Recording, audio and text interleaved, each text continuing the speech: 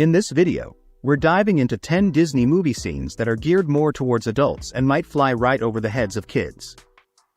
Let's explore some of the hidden jokes and clever humor that make these scenes a hit with older viewers. At number 10, Mrs. Nesbit has tea with two sisters. Toy Story is a well-loved movie that deals with some tough themes like loneliness and losing one's sense of self. This is particularly clear with Buzz Lightyear's story arc. Initially, Buzz believes he's a real space ranger. But when he finally understands that he's just a toy, he doesn't handle it well at all. Feeling lost and hopeless, Buzz ends up trying to cope by having a tea party with some of Sid's sister's dolls. When Woody comes across him, Buzz is sitting at a small table with the dolls, speaking in a slurred manner and calling himself Mrs. Nesbit. Many adult viewers interpreted this scene as Buzz being drunk on pretend tea, reflecting his state of despair. But there's another layer of humor in this scene. Buzz refers to the headless dolls he's with as Marie Antoinette and her little sister. And suddenly, you find yourself sucking down Darjeeling with Marie Antoinette and her little sister. For those who remember their history, Marie Antoinette was a French queen who was famously beheaded during the French Revolution. So, calling a headless doll Marie Antoinette is a clever reference to her unfortunate fate. At number 9, Hercules Needs an Emergency Number.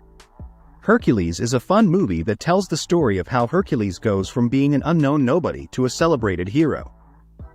Even after he gains incredible strength, people don't really see him as a true hero until one day Megara runs to him in a panic. She says that a rock slide has trapped two little boys, and Hercules, always ready to help, rushes over to save them. When he gets there, he finds the two boys stuck under a huge boulder, crying for help. Get it now! This is suffocating! Somebody call IXII! To younger viewers, this might just sound like random numbers, but there's a clever joke hidden here for those who know Roman numerals. IXII translates to 911 in the modern numbering system of the United States, which is known as the emergency phone number. So, the boy is actually making a funny plea for emergency help, blending ancient times with a modern twist. This joke adds a humorous touch for the audience, especially considering the time period the movie is set in. At number 8, Cogsworth gives dating advice. In the beloved movie Beauty and the Beast, there's a memorable scene where the Beast realizes he's starting to fall in love with Belle. He wants to make a good impression and avoid doing anything wrong, so he turns to his trusty advisor Cogsworth for some guidance.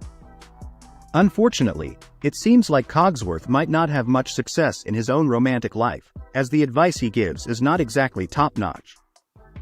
Cogsworth tells the Beast that a good way to win Belle over would be to give her chocolates or flowers. Then, he goes on to suggest something a bit dubious, making promises to Belle that he doesn't actually plan to keep. I want to do something for her. But what? Well, there's the usual things, flowers, chocolates, promises you don't intend to keep. No. It has to be something very special. This piece of advice is relatable but also somewhat disheartening for anyone who has experienced broken promises in relationships. Fortunately, Lumiere steps in with better advice, saving the day. Cogsworth's advice may seem like a throwaway line, but it resonates with viewers who have been in relationships where someone didn't follow through on their promises. Fans who picked up on this found it to be a humorous but truthful nod to the ups and downs of dating. At number 7, literal sloths work at the DMV. For any adult who has ever had to visit the Department of Motor Vehicles (DMV), it's a well-known fact that the process can be painfully slow. That's why the scene in Zootopia, where the DMV is staffed entirely by sloths, is particularly hilarious for grown-ups. Sloths are famously slow-moving animals, so slow that moss can actually grow on them. In the movie, Judy, the energetic bunny police officer, needs to run a license plate check quickly. She goes to the DMV and finds that it's run by sloths. The main sloth, named Flash, moves and talks at an excruciatingly slow pace, making what should be a quick task drag on forever. 2 9 THD03. T HD03. H. D03. While kids might just find Flash's slow movements funny, adults recognize the deeper joke about the often painfully slow service at real DMVs. This scene is one of the funniest in Zootopia for adult viewers because it captures a universal experience. Anyone who has waited in long lines at the DMV can relate to Judy's impatience as Flash takes his time. At number 6, bunnies are good at math. This is another clever joke in Zootopia. Judy Hopps is the newest police officer in the first precinct and wants to prove herself. However, her initial days on the job don't go smoothly. Everything changes when she starts investigating a sly con artist named Nick Wilde. Judy confronts Nick about his shady activities, and he tries to brush her off. But Judy is sharp and catches him on a slip-up when he inadvertently reveals that he hasn't paid taxes on his income since he was 12.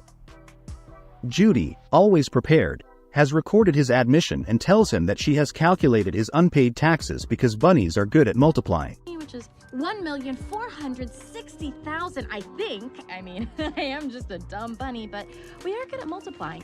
On the surface, she's talking about her skill with math.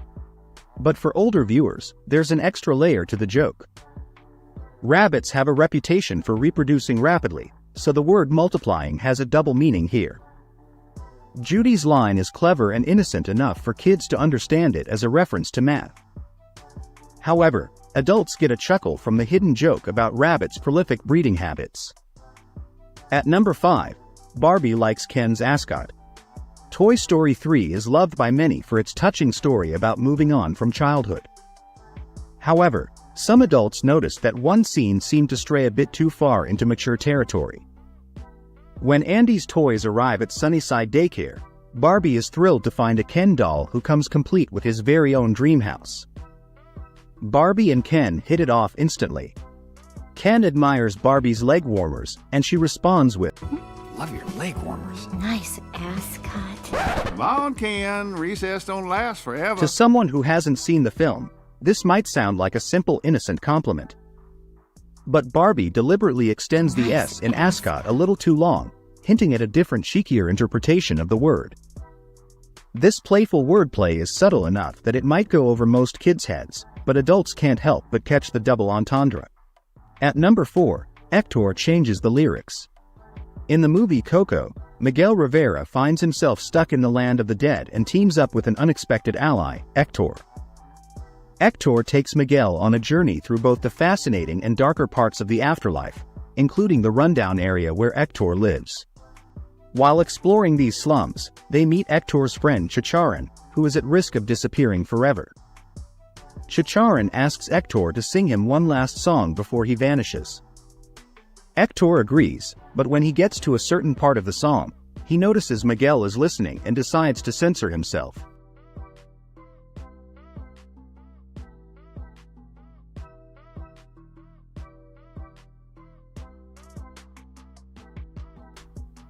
Instead of singing the original lyrics, Hector changes the line to, "And her knuckles they drag on the floor." Chicharin quickly calls him out, saying those aren't the correct words.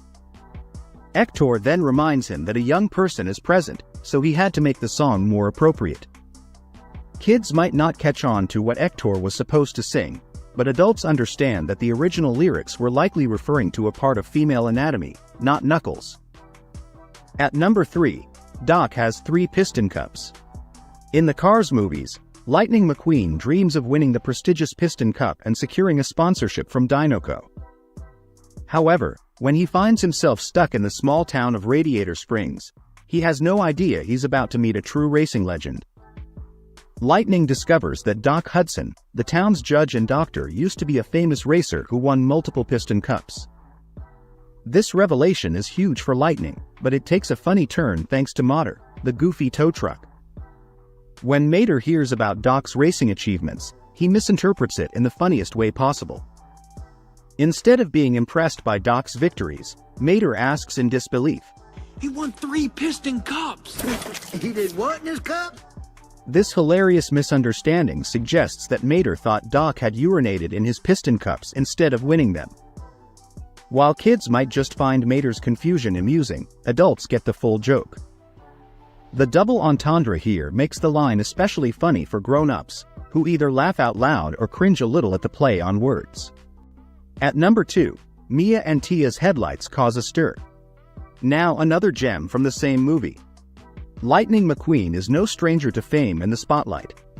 He loves the attention from his fans. However, there are two fans' twin sports cars named Mia and Tia who take their admiration to a whole new level.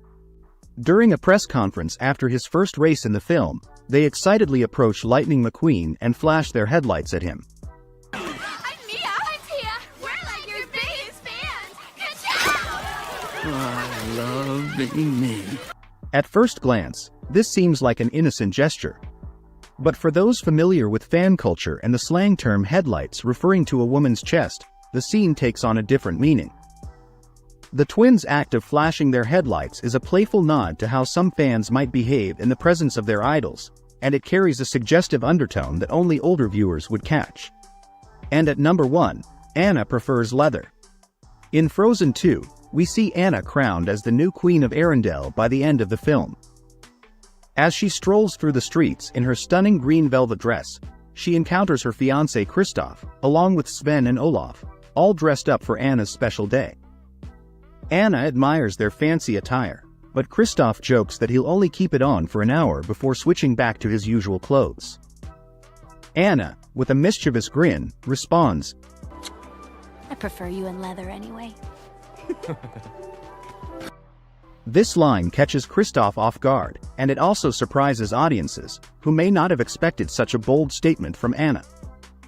While children might not think much of Anna's comment, adults can't help but chuckle at the suggestive undertone. Anna's playful remark adds a touch of humor for older viewers, who understand the innuendo behind her preference for leather. It's a clever way for the filmmakers to include a bit of adult humor without straying too far from the family-friendly tone of the movie.